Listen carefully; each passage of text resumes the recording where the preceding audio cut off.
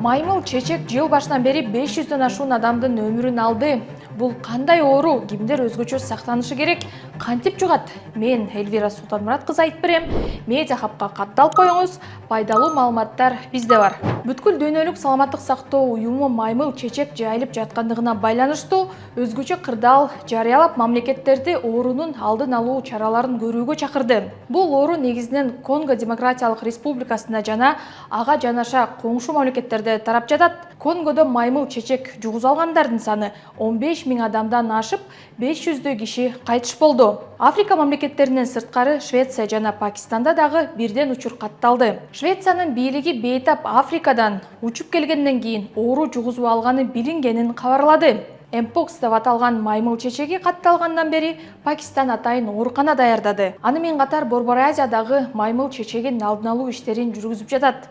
Эң биринчилерден болуп аэропорттордо, темир жол станцияларда жана чек ара постторунда санитардык карантиндик чаралар күчөтүлүп, маймыл чечек оорусу катталган өлкөлөрдөн келген жарандарга өзгөчө көңүл бурулууда. Оорунун белгилеринин бири адамдын дене табынын ысышы. Мпокстун дагы кандай белгилери бар экенин Медиа хабка эпидемиолог Венера Алымкулова айтып берди. Булчуңдардын оорушун, эгер деген оору деген ооз көңдөйү же болбосо көздү камтаса, ошол жакта идиңчилерде пайда кылат дагы, ошо тамактагы булчуңдарды оорутат. Идиңдүү безиктер менен, илакчалар менен териде эсиркектерде пайда болот дагы. Оору орто чене менен 2-4 жумага чейин созулат.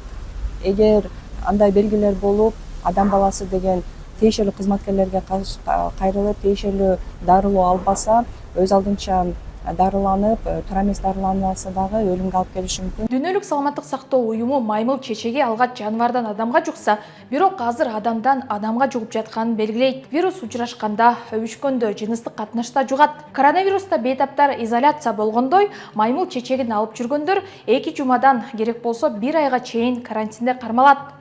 Аталган вирус өлүмгө да алып келиши мүмкүн, ошондуктан карыялар, боюнда бар аялдар, жаңы төрөлгөн балдар жана жалпы эле жаш балдар этият болушу керек. Маймыл чечегине каршы дүйнөдө вакцинанын 3 түрү бар. Кыргызстан азыр анын ичинен 2 вакцинанын кайсынысын өлкөгө алып келсе болорун караштырып жатат.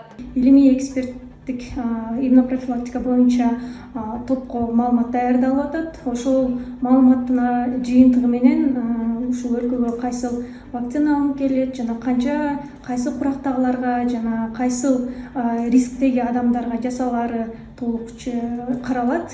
Негизи эле бул маймыл чечек оорусуна биринчи иретте бул медициналык кызматкерлерге жасалышы керек эмдөө иштери, анткени бул ооруда ушул контакт менен болгон адамдарга жасалышы керек биринчи ирет, жана ошондой эле ооруган адамдардын жакын контактта болгон үй бүлө мүчөлөрү десек болот. Ошол адамдарга биринчи иретте каралат. Өндүрүлүп жаткан вакциналар биринчи кезекте Африкага жөнөтүлүп жатат. ИИ-баса дүйнөлүк саламаттык сактоо уюму белгилегендей, иммунитети начар адамдарда маймыл чечектин оор түрүнө кабылуу коркунучу жогору. Ошондуктан иммунитетиңизди көтөрүңүз, сактыкта кордук жок деп коет. Өзүңүзгө жана жакындарыңызга кам көрүңүз. Бул видеону жакындарыңыз менен бөлүшкөндү унутпаңыз. Көрүшкөнчө.